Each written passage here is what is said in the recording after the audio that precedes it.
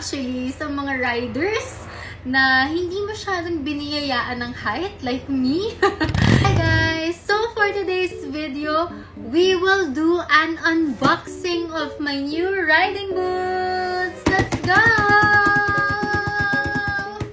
So guys, yung i-unbox ko for today is locally made. It's proudly made here in the Philippines sa Marikina City, the shoe capital of the Philippines. So guys, alam niyong quality talaga to. Sobrang excited ko kasi natutuwa talaga ako every time na meron akong bagong riding gear, mapa-boots, mapa-helmet, mapa-jacket, mapa-gloves, kahit anong riding or motorcycle related, excited talaga ako. So anyway, ang brand pala nitong riding boots na to is Stitch Sole. So, yan yung logo nila. And sa ilalim yung mga contact details. So, if ever nagustuhan nyo yung papakita ko sa inyo at gusto nyo rin magpabudol, and of course, hindi lang naman budol yan guys, kasi it is also for our safety, tayong mga riders. So, lalagay ko na lang dito yung contact details nila guys. So, ayan! Let's open the box! Wow! Guys! Ang ganda guys! Look! Wow, ang lakas maka Doc Martens. Ang ganda! Grabe, nakaka-proud kasi nga gawa to sa Pilipinas guys. So, ang ganda ng quality. Meron ditong buckle. Wait. Pero may zipper din siya. So, kahit na may lace na dito, hindi mo na siya kailangan isinta-sinta. So, very easy, like very convenient yun for me as a rider. Kasi kunyari pag pagod na ako, galing ride, tapos kailangan ko pang isintas, tanggalin yung sintas ng sapatos ko, medyo nakakapagod na siya, nakakatamad na. So, gusto ko tong feature na tong the zipper na siya.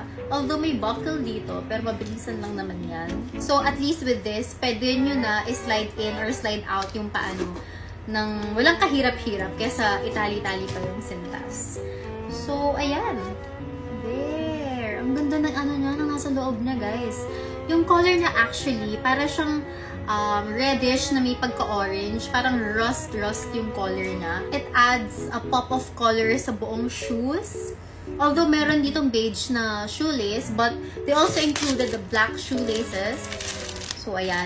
Bala ko siya, actually guys, palitan ng black para at least black out yung buong sapatos. Tapos, ito lang yung parang accent na color niya. And dito guys, meron na siyang toe protection. Matigas na siya dito. And even sa ankle, matigas na rin siya. Hello po! Kinatok! Knock-knock, who's there? So guys, if ever nagkaroon kayo ng minor motorcycle accident, which is wag naman sana, at least your toes and your ankles will be protected. And guys, ito rin talaga yung pinaka-favorite feature ko sa riding boots na to. Yung takong. So guys, perfect to actually sa mga riders na hindi masyadong biniyayaan ng height like me. Actually guys, for reference, I'm just 5'3", pero ito nga, isa to sa mga life hacks ko para maabot ko yung motor, mataas yung takong. Ganda talaga, sobrang perfecto. Lalo na yung mga ibang lady riders nagme-message sa akin or nagtatanong sa akin, Miss Kat, paano po ba kayo nagkakaroon ng confidence para mag-ride? Tapos ang tataas pa po ng mga motor nyo. So ito yung isa sa mga solution ko. Ang ganda! Papabudol na yan! And guys, what's good about Stitch Sole is that they also offer customization of your boots. So, pwede mas mataas pa yung takong nyo if you like.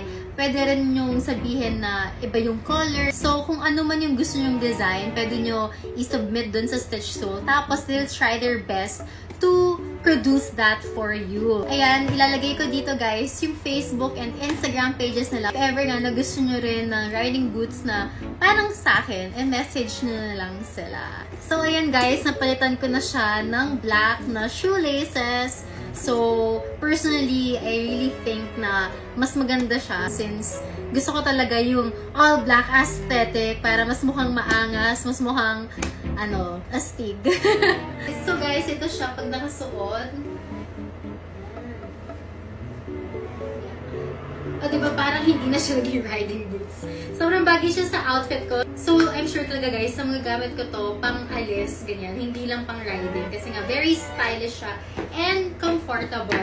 And hindi lang yun, tumangkad rin ako ng almost 2 inches because of the takong. So, favorite ko talaga yan, yung takong.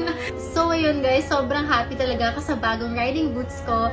Kasi nga, it's stylish, it's functional, it's proudly made in the Philippines. And guys, nakakatangkad siya. So, yun talaga yung panalo. Quick kwento na rin, nung nagsistart pa lang ako na magmotor, nung bago pa lang ako sa motorcycle community, na-introduce na ako sa Stitch Sole. So, dati nagkaroon na ako ng isang pair. Tinatry ko siya actually hanapin, hindi ko lang siya mahanap guys. Pero, ito yung photo na sinusuot ko siya every time I use my Harley Davidson kasi bagay yung itsura ng boots doon sa motor. So, naalala ko nga nung time na yun, bago pa lang yung Stitch Sole, literal na very, very small business pa lang siya. And right now, they are growing their presence in the motorcycle community. So, I'm really happy and proud kasi ang dami na nilang nai-innovate na products and ang dami na rin nakaka-discover sa kanila na riders. So, ayun guys, continue supporting local businesses kasi they really deserve the support and recognition. So again, thank you so much Stitch Sole for my new riding boots and I can't wait to use it on my next adventure. Thank you!